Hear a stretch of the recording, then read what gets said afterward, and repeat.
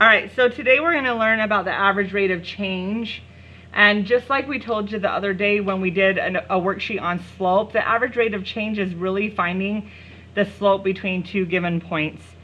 So this first example here says, suppose you take a car trip from St. George to Salt Lake City, and you record the distance that you travel every few minutes.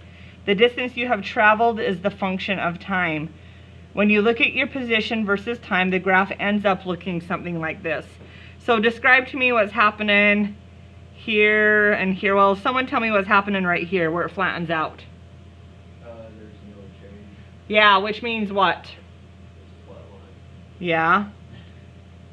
Which means what with distance and time? Are you traveling anywhere during this? Because did your distance move up at all right there? So probably what are you doing right here? Standing still. Yeah, like maybe at the gas station getting gas or something like that, right? Your vehicle's not moving. Then this would be where you're accelerating, and then this would be kind of, you're looking like you're moving more at a constant speed right here, right? Maybe the slope is the same here, meaning that you've made it to the speed limit and you're kind of staying there. Then you would stop again here, and then you're again accelerating and moving here, okay? So looking at this picture of this again, it says, what is your average speed for the entire trip? How would you find your average speed for the entire trip? Anybody remember? Take the top amount of coordinates and do the y2 minus y1 over x2 times 2. Okay, because we're really finding miles per hour if we're finding the average speed, right? So we would need to know how many miles we went total over how many hours we went total. So looking at how many miles we went, we started at 0 and we went up to 300. So how many miles did we go? 300. And then how many hours did it take us? 5. So what was our average speed for the trip? For like 80 mile an hour. How much? For like 80. Nope. 60. Yeah, it's 60. So we went 60 miles per hour as our average speed.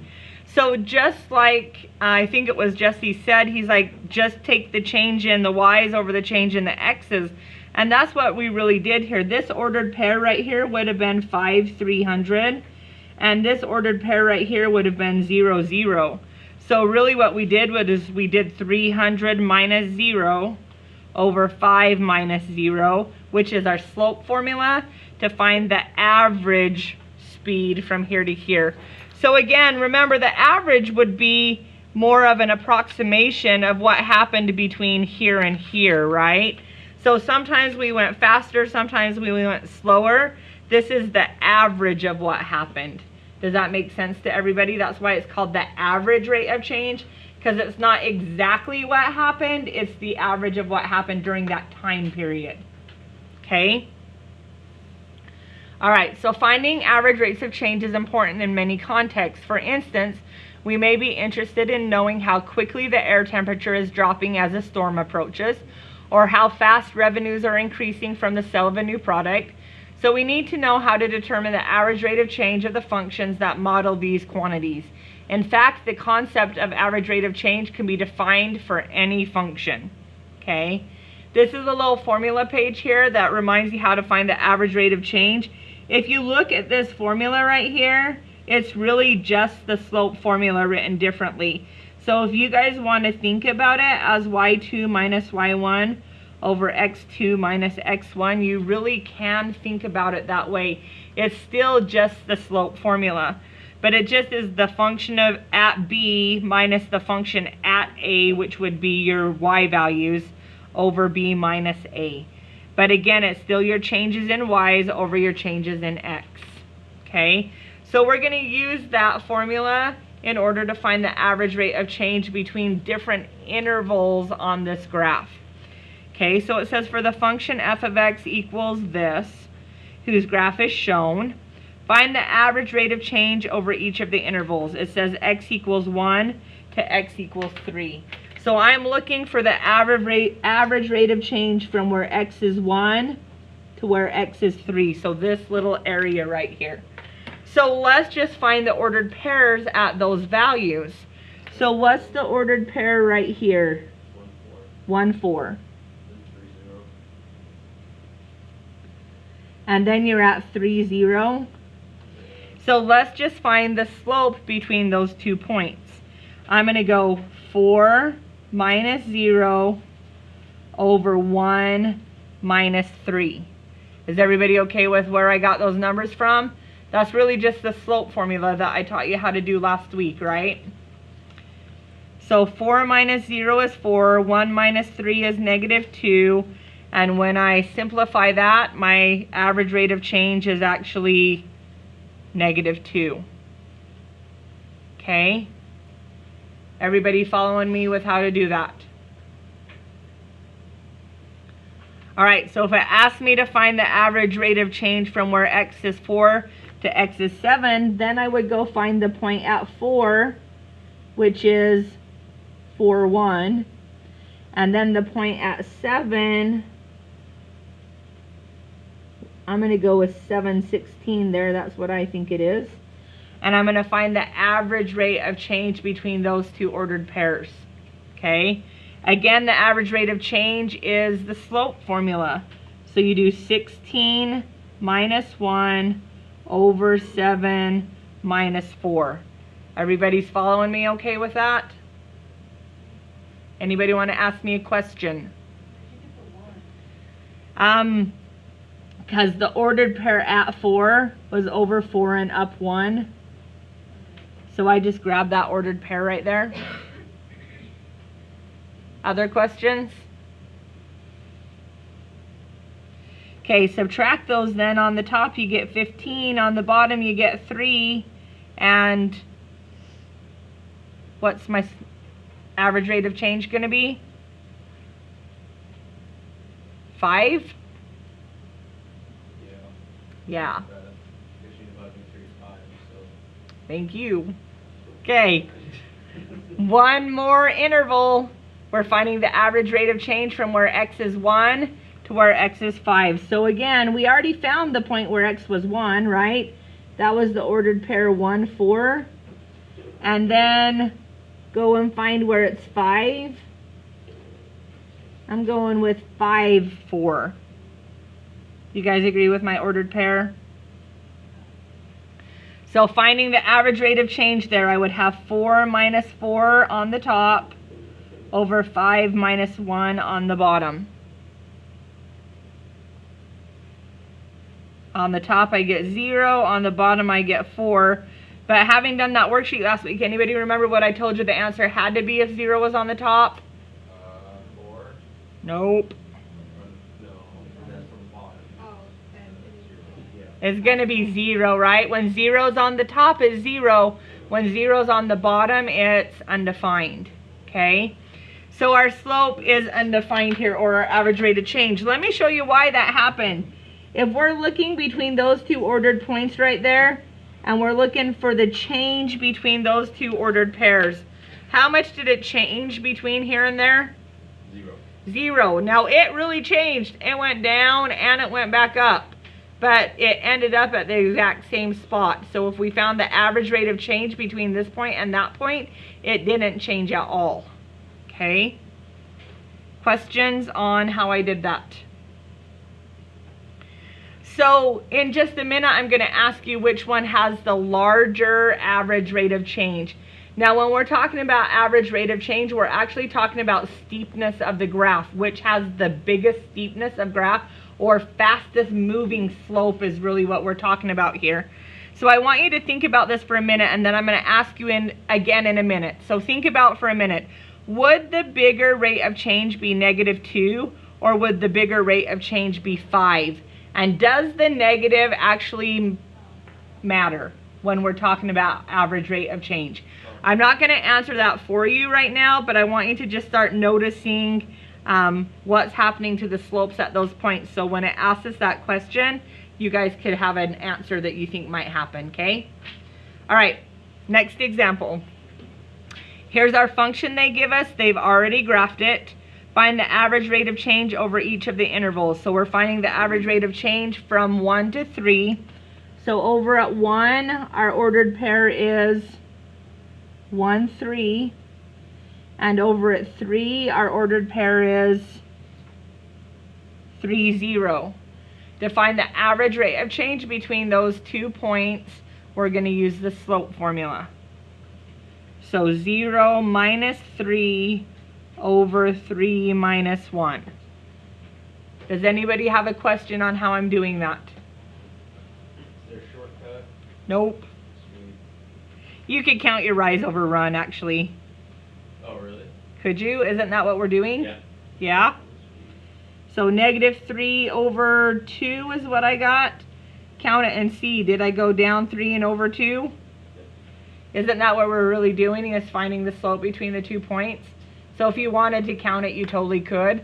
Sometimes it's going to be harder to see that way, but sometimes it will be easier to see. Okay, so my average rate of change is a negative 3/2. All right, at x equals negative 1 to 2, if you're over here at negative 1, you're up here at negative 1/6. And if you're at 2, you're at 2, 0. Again, you could count your rise over your run if you wanted to, or you can plug it into the formula. So you'd have 0 minus 6 over 2 minus a negative 1. This was the most common mistake I saw last week, is that you guys would not put your negative in. The formula says minus, so you have to have 2 minus, and then the sign on the number was negative 1. So on the top here you get a negative 6, but on the bottom here that becomes 3, because minus a negative turns into a positive. So my average rate of change is negative 2.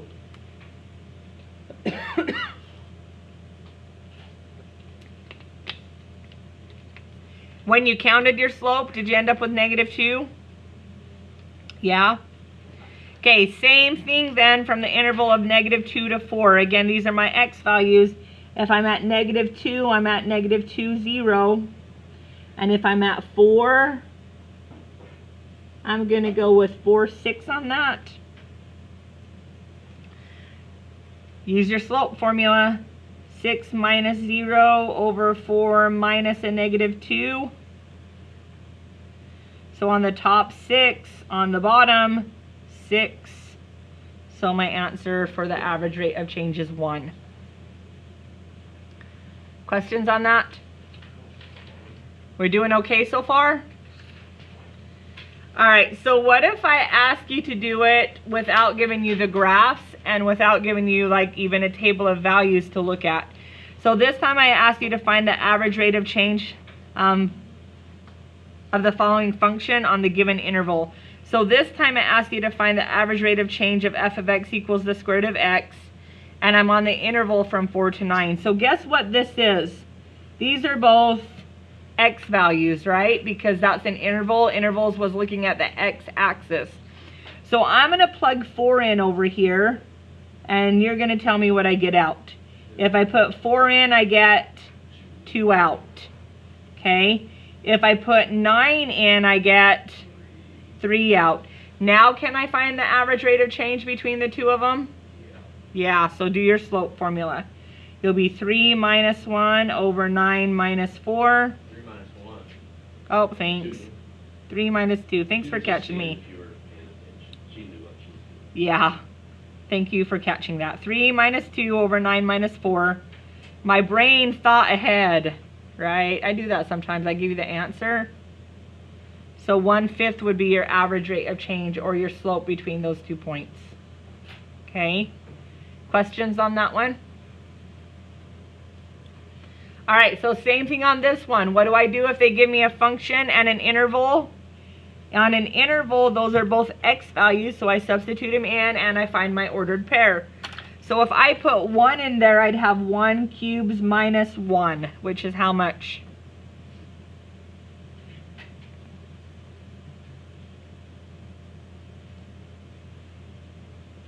Come on, you guys. 1 cubed minus 1. 0. Thank you. So you put 1 in, you got 0 out. Okay? Then we're putting 2 in. We'll have 2 cubed minus 2. So when I put 2 in, what did I get out? 8. So 8 minus 2, which is 6. I'm going to use my slope formula now to solve for the average rate of change. So 6 minus 0 over 2 minus 1, which is 6 over 1. So the average rate of change is 6. Questions on that? Okay, same thing in a different form then as this next problem. Still finding the average rate of change, still given an interval, but this time they gave me a table to look at. So they said my x value starts at -1. So I'm going to come and I'm going to circle the spot that has my x value as -1. And then they told me my x value is 7. So I come and I look at my x value of 7. You see how really there they just gave me 2 ordered pairs again? So all I have to do now is put it through the slope formula again. So I would do 5 minus a -1 over 7 minus a -1. Because I did my y minus my y over my x minus my x. So on the top here, that becomes 6. And on the bottom here, that becomes 8. Which reduces to be 3 over 4. Because they're both divisible by 2. Okay. Another example of that same kind using just a table. So they give you your interval of -4 to -2, and they gave you your table of values. So here's our -4 value. Here's our -2 value, and we're punching it through the slope formula. Okay. It doesn't matter which order you do your y values in, right? But if you start with it, you have to end with it. So I'm going to start with the 6 this time just because I would rather start with a positive number. It's just my personal preference. So I go 6 minus a -2, and then I do -4 minus a -2. Didn't really matter on that one which one you started with because it's still a lot of negatives to look at. This becomes 6 plus 2, which is 8. And on the bottom here, you'd have a -4 plus 2, which is a -2. So that will reduce to be -4 for your average rate of change. Anybody want to ask me a question? We're doing all right still? Okay. So this is where I was saying just a minute ago, I'm going to ask you which one has the greater average rate of change over an interval. So here's your interval still. What I'm going to do is find the average rate of change over here and find the average rate of change over here, and then I'm going to decide which one has the bigger change. Okay? So do you think negative or positive, which is a directional thing, right? Isn't negative just tell you you're moving down and positive tells you you're moving up, right? Do you think the negative or the positive matters then when you're looking at the numbers to decide which number is bigger for the average rate of change? It doesn't matter, does it? We're looking for the biggest amount of movement. So we're going to look for the number that would be bigger, not looking at the signs. Does that make sense to everybody? Because we're looking for biggest amount of movement. Okay, we're going from the interval of -1 to 8. So -1 is here, 8 is here. So 2 minus -1 over 8 minus -1. That's 3. This is 9. So 1/3 is the average rate of change on this one. Then I have to find it on the other graph, starting at -1. So my ordered pair would be -1, -2, and then going all the way over to 8, which would be 8, 4. And I'm going to subtract those using my slope formula to figure out my average rate of change. So 4 minus a -2 over 8 minus a -1. Is everybody okay with where I got my numbers from? Okay, 4 minus a -2 is 6. 8 minus a -1 is 9. This is 2/3. Which one has the bigger average rate of change? 2/3 is bigger, right? So this is the graph that has the greater average rate of change because it moves faster. than the other graph. Okay? One more example and we're done for the day. Okay? Finding the average rate of change over the interval -3, 0, comparing these two functions to find the greater average rate of change. So in a table of values, again, you just go find your -3 as your x value, you find your 0 as your x value, and you find the average rate of change, which is using the slope formula. So 10 minus 1 over -3 minus 0. 10 minus 1 is 9. -3 minus 0 is -3, so this becomes a -3 for my rate of change. Okay, questions on how I did that? Okay, how do I do it here then? Because this time they gave me an equation. Plug in the x values. So I'll have 1/2 to the -3 power. So when you put in -3, you got out what number? Is that going to be, I'm guessing 8. Somebody check it for me.